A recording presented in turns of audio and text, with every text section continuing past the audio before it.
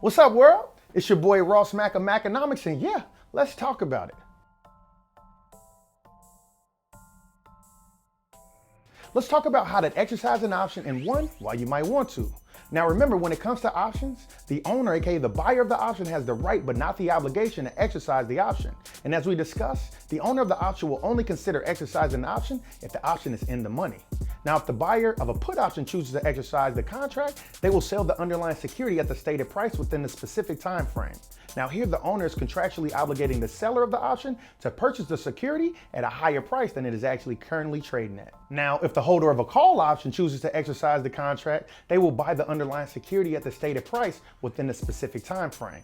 Now here, the owner is contractually obligating the seller of the option to sell the security at a cheaper price than it is currently trading at. All right, so let's clarify option type. For a European option contract, you can only exercise the option at expiration date, while with an American style option contract, you can exercise at any time up until expiration date.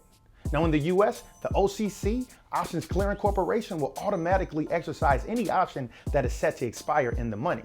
In the case of American style options, the owner of the option who wishes to exercise must direct their brokerage firm to submit an exercise notice to the OCC. Now here's an example of owning one call option on stock XYZ.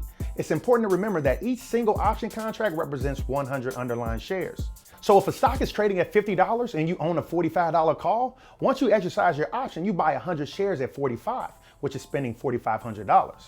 Now there are a few things to consider before exercising your options. One, tax implications. You'll be required to pay capital gains tax if and when you eventually sell your shares. Two, ask yourself, do you want to commit that much capital? One of the positive reasons for using option is the ability to use leverage and not have to commit all that capital for your trade.